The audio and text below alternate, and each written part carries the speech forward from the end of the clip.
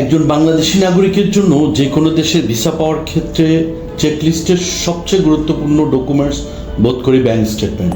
আর একটি ভালো bank statement এনে দিতে পারে ইউরোপ, আমেরিকা, অস্ট্রেলিয়া, কানাডা সহ পৃথিবীর প্রায় সকল দেশের ভিসা।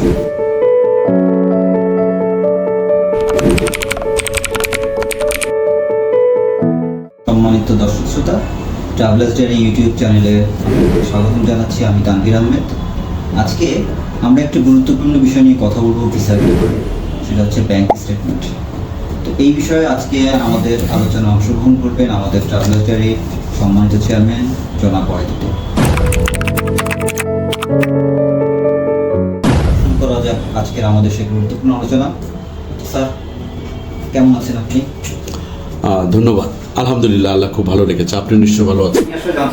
ব্যাংক স্টেটমেন্ট আসলে কি? আমরা সকলেই জানি ভিসা পাওয়ার ক্ষেত্রে বাংলাদেশি ন্যাশনাল হিসেবে আমাদেরকে প্রায় প্রতিটি দেশেই ব্যাংক স্টেটমেন্ট এবং ব্যাংক সলভেন্সি জমা করতে হবে।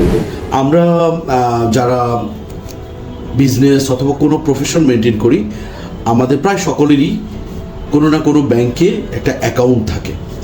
তো ব্যাংক স্টেটমেন্টটা মূলত সেই অ্যাকাউন্টের 6 মাসের, মানে ভিসার ক্ষেত্রে 6 মাসটা কাউন্ট করা হয়। তো 6 মাসের এই যে সমন্বয়, সেটাই ব্যাংক স্টেটমেন্ট। আর সলভেন্সিটা হচ্ছে হলো ব্যাংক কর্তৃক তার গ্রাহককে সলভেন্ট এবং একটা কাইন্ড অফ সার্টিফিকেট প্রোভাইড করে, সেটাই হচ্ছে হলো সলভেন্সি সার্টিফিকেট। ভিসার ক্ষেত্রে কোন ধরনের ব্যাংক স্টেটমেন্ট আমাদের প্রয়োজন হয় বা কোন ধরনের ব্যাংক স্টেটমেন্ট খুবই গুরুত্বপূর্ণ হিসেবে কার্যত? অত্যন্ত ধন্যবাদ। আপনি একের পর এক ছক্কা পিটে যাচ্ছেন, অর্থাৎ খুবই ভালো ভালো প্রশ্ন করে যাচ্ছেন, যেগুলো আমাদের সম্মানিত গ্রাহক শুভানুদ্দায়ীদের জন্য অত্যন্ত গুরুত্বপূর্ণ। এবং এই প্রশ্নটাও অত্যন্ত গুরুত্বপূর্ণ যে ভিসার ক্ষেত্রে কী ধরনের ব্যাংক স্টেটমেন্ট প্রয়োজন।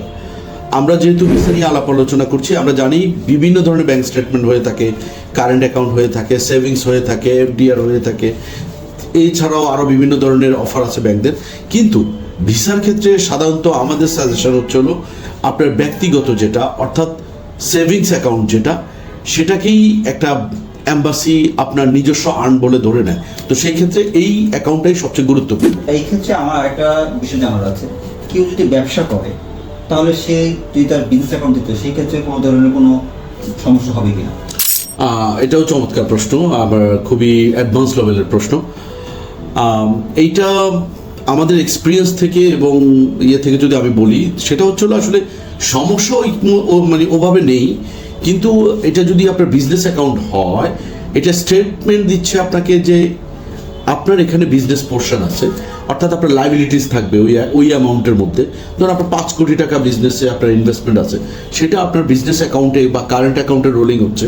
সেটা কিভাবে সেগমেন্টাইজ করবে, যেটা আপনার একান্তই ব্যক্তিগত।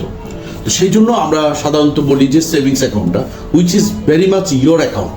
আর বিজনেস অ্যাকাউন্টে আপনার ডাবল সিগনেটরি থাকতে পারে, মাল্টিপল সিগনেটরি থাকতে পারে, একাধিক মালিক থাকতে পারে। সেই জন্য বিজনেস অ্যাকাউন্ট থেকে সেভিংস অ্যাকাউন্টটা গুরুত্বপূর্ণ। তবে বিজনেস অ্যাকাউন্ট আপনি দিতে পারেন যদি আপনি সিঙ্গেল সিগনেটরি হয়ে থাকেন, তাহলে আপনি সেই ক্ষেত্রে সাপোর্টিং হিসেবে আমরা বলবো, আমরা বিভিন্ন দেশে, উন্নত দেশের ভিসার ক্ষেত্রে আমরা যে সাপোর্টিং ডকুমেন্টস দিই, সেই ক্ষেত্রে আপনি সাপোর্টিং হিসেবে ব্যবহার করতে পারেন। প্রাইমারিতে আপনি সেভিংস অ্যাকাউন্ট ব্যবহার করাটা বেটার, এটা আমাদের সাজেশন। শুধু ব্যাংক সম্পর্কিত আমাদের এবারকার প্রশ্নোত্তর পর্বের এপিসোডটি স্বাভাবিক কারণেই একটু দীর্ঘায়িত হচ্ছে। সেই কারণে আপনাদের যেন কোনোভাবে বিরক্তির উদ্রেক না হয়, আমরা এই বিশেষ পর্বটিকে 3টি আলাদা পর্বে সাজিয়েছি। আমরা আপনাদের কাছে অনুরোধ করব, এই পর্বটিকে ভালোভাবে উপলব্ধি করার জন্য এবং ভালোভাবে বোঝার জন্য অবশ্যই পর্যায়ক্রমে পর্ব 1, পর্ব 2 এবং পর্ব 3 মনোযোগ সহকারে পর্বগুলো দেখবেন। আশা করছি এটি আপনার জীবনের ভিসা পাওয়ার ক্ষেত্রে বিভিন্ন দেশের অন্যতম মাইল ফলক এবং অত্যন্ত গুরুত্বপূর্ণ একটি ভিডিও হয়ে থাকবে। আপনাদেরকে সাদর সম্ভাষণ জানাচ্ছি।